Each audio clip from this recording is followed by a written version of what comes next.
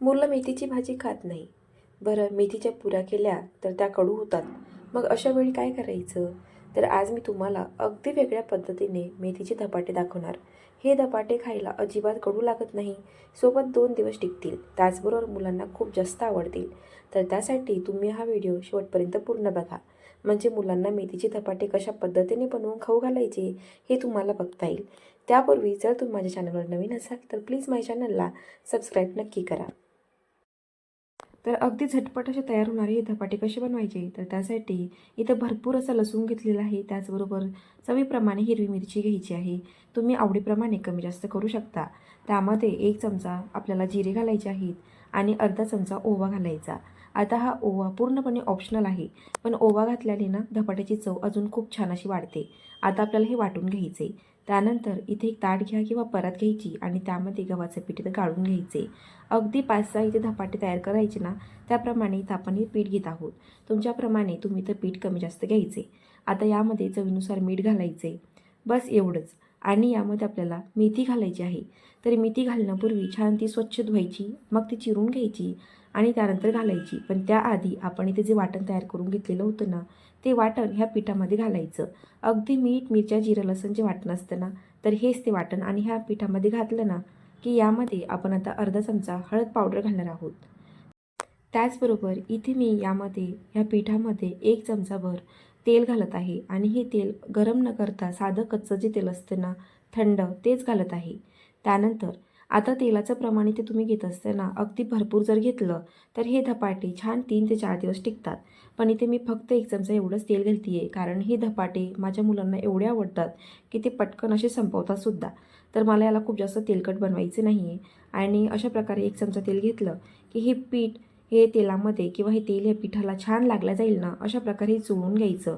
म्हणजे आपण हे पिठाला छान असे व्यवस्थित असे मीठ म्हणा, तिखट म्हणा किंवा तेल म्हणा व्यवस्थित असं लागलं जाईल, त्यासाठी सुरुवातीला अशा प्रकारे हे चोळून घेतो आहे आणि त्यानंतरच यामध्ये आपण जी मेथी छान कट करून घेतलेली होती, ती यामध्ये घालायची. बरं, आता मेथी घालत असताना आता ही मेथीचे धपाटे आपण बनवत आहोत. तर यामध्ये मेथी घालत असताना मेथीचे सुरुवातीचे जे देठ असतात, जे कोवळे देठ असतात तेवढेच घ्यायचे. खूप जास्त जाड देठ असणारे ते अजिबात यामध्ये घालू नका. शक्यतो पानेच घाला, म्हणजे मेथीचा कडवटपणा ह्या पिठामध्ये उतरत नाही. आता मेथी घालत असताना पालकाप्रमाणे मेथी खूप जास्त घालायची नाही. अगदी 2 वाटी जर गव्हाचं पीठ असेल तर त्यासाठी तुम्ही अर्धी वाटी किंवा 1 वाटी जरी मेथी घेतली ना तरी पण ती पुरेशी आहे.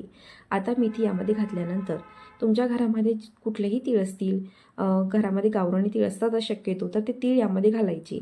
धपाट्यांवरती असे तीळ असले दिसायला इतकी छान दिसतात आणि त्याचबरोबर हे तिळाची चवसुद्धा या धपाट्यामध्ये येते. आता हे सर्व छान असे या पिठामध्ये एकत्रित करून घ्यायचे. तर आता हे मेथी या पिठामध्ये घातल्यानंतर एकदा हे पीठ ह्या मेथीबरोबर चोळून घ्यायचं, म्हणजे तुम्हाला ह्या पाण्याचा अंदाज येतो. त्यानंतर थोडं थोडं पाणी घेऊन अगदी घट्टसर असा गोळा इथं ओला करायचा आहे.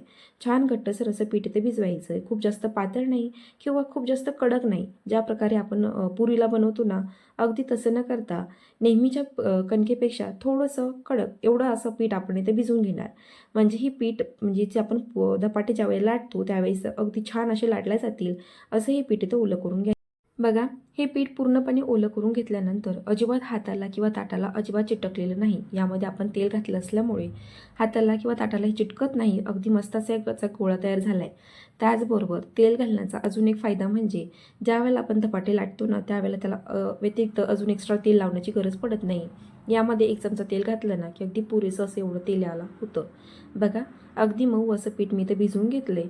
आता आपल्याला ताबडतोब याचे धपाटे लाटून घ्यायचे. याला भिजत घालण्याची सुद्धा गरज पडत नाही. त्यासाठी मी या ताटामध्ये थोडंसं गव्हाचं पीठ चाळून घेते आहे आणि थोडंसं पीठ लावून आता आपल्याला याचे धपाटे लाटून घ्यायचे. बरं, तुम्ही याला पराठे जरी म्हटलं ना तरीही चालतील. आता ही धपाटे लाटत असताना खूप जास्त पातळ नाही, खूप जास्त जाड नाही, अगदी मध्यमध्ये मी असे याला लाटून घेतलेले आहेत. छान गोलगट आकारामध्ये लाटून घ्यायचे. तुम्हाला हव्या त्या आकारामध्ये तुम्ही लाटून घेऊ शकता. मुलांना जसे आवडीने खातील ना त्याप्रकारे तुम्ही लाटून घ्यायचे. बघा, मस्त असा आपला धपाटा इथे लाटून घेतला आहे. याला धपाटे लाटत असताना याला मी अजिबात वरतून तेल लावलं नाही. अगदी याला चोपडेपणा असा आलेला आहे. अगदी छान सॉफ्ट असे हे आपले धपाटे झालेलं आहे. आता याला मस्त असं भाजून घ्यायचे. भाजण्यासाठी साईडला मी गॅसवर तवा तपत ठेवलेलाच होता. तवा तपलेला असताना त्यावरती धपाट्यावरती घालायचं आणि छान दोन्ही साईडनी खमंग असं भाजायचं. आता आपल्याला यावरती तेल किंवा तूप लावायचं. पण तुपाच्या ऐवजी मी तेलच लावणार आणि दोन्ही साईडनी ही धपाटं छान असं भाजून झालं ना की मग त्यावरती तेल लावायचं आणि मग मस्त असं आपण हे धपाटं गरमागरम तुम्ही मुलांना खाऊ घालू शकता. इतकं छान हे धपाटे तर लागतं. बरं यासोबत तुम्ही दही, सॉस किंवा साधं लोणचं जरी खाल्लं ना तरीही छान आणि तसं जरी खाल्लं ना तरीही छानच लागतं. मेथीची चव ह्या धपाट्याला अतिशय छान अशी लागते आणि हे धपाटं खायला अजिबात कडू लागत नाही. अगदी चवदार असं जे म्हणतो ना अगदी तसंच हे धपाटे तर होतं. बघा दिसायला काय सुंदर असं धपाटे तयार झाले. आता मी तुम्हाला हे एका प्रकारे कशाप्रकारे मी ते धपाटे लाटले ते दाखवले. आता मी तुम्हाला दुसऱ्या प्रकारे धपाटे कसं लाटायचं तर ते दाखवते आहे. एक छान छोटा साईजचा गोळा घेतला आहे. अगदी पोळीसारखं जसं आपण लाटतो ना अगदी तसंच लाटून घ्यायचं. त्या लाटून तेल घातलं आणि आता आपल्याला अशा प्रकारे ते लाटून घ्यायचे आणि हे धपाटं लाटत असताना मी याला खूप जास्त पातळ ठेवलं नाही. पहिल्या धपाट्यापेक्षा थोडंसं जाडसर असं ठेवलं आहे म्हणजे हे फुगतं छान टम्म असं फुगल्यासारखं होतं. म्हणजे मुलांना तुम्ही तव्यावरची जरी पुरी जरी म्हटलं ना तरी ते आवडीने खातील. इतकी छान दिसायला होते आणि ती नरमसुद्धा राहते. बरं आता हे पातळ लाटा किंवा जाड लाटा हे धपाटे छान नरमच राहतात. अगदी मऊसर असे राहतात. आता बघा हे सुद्धा धपाटं मी असेच भाजून घेते आहे. यालासुद्धा दोन्ही साईडने भाजल्यानंतर मगच तेल लावून घेते आहे. खूप जास्तसुद्धा तेल मी इथे लावलं नाही. अगदी थोडं थोडं तेल लावून घेतलं आहे आणि बघा अगदी खमंग पुरीसारखंही छान असं फुगलेलं आहे आणि दिसायला अगदी उत्कृष्ट दिसते. तर एक एक करून मी छान भरपूर असे धपाटे ते लाटून घेतलेत. माझ्या मुलांनी तर गरमागरम हे धपाटे असेच खाल्लेत. इतके छान लागतात. बरं हे धपाटे तुम्ही डब्यामध्ये द्या, प्रवासामध्ये न्या, छान 2 ते 3 दिवस टिकतात. त्यासोबत जेवणासोबत जरी खायचं म्हटलं तर छान याच्यासोबत ना ओली तिळाची चटणी करायची आणि यासोबत खायची. अगदी मस्त अशी लागते. म्हणजे तुम्हाला दही जरी खायचं नसेल ना तरी तुम्ही यासोबत हे खाऊ शकता. अगदी छान हे धपाटे होतात. आता मी तर सॉस घेतला आहे. मी सॉससोबतसुद्धा खाणार आहे. तर बघा बनवायला सोपे अगदी छान झटपट बनणारे हे धपाटे आहेत आणि तुम्ही केव्हाही बनवू शकतात. म्हणजे मेथीची भाजी जर मुलं खात नाही तर त्याऐवजी हे धपाटे तुम्ही नक्कीच बनवू शकता. आणि हे धपाटे अशा प्रकारे जर बनवले ना तर थंड झाल्यानंतर सुद्धा अगदी नरम असे राहतात. अजिबात कडक बनत नाही. अगदी मऊ नरम जे म्हणतो ना त्याच प्रकारे धपाटे इथं बनतात. बघा मी तुम्हाला हाताने याला चुरळून दाखवते. अगदी मऊसर असा धपाटे तर तयार झालेले आहेत.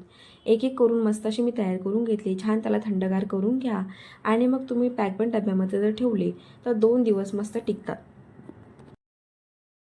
दिसायलाही अगदी मऊ अगदी चोपडेपणा असलेला हे धपाटे त्याचबरोबर खाताना सुद्धा अगदी मऊसरच असे लागतात आणि खायला तर अगदी अप्रतिम लागतात.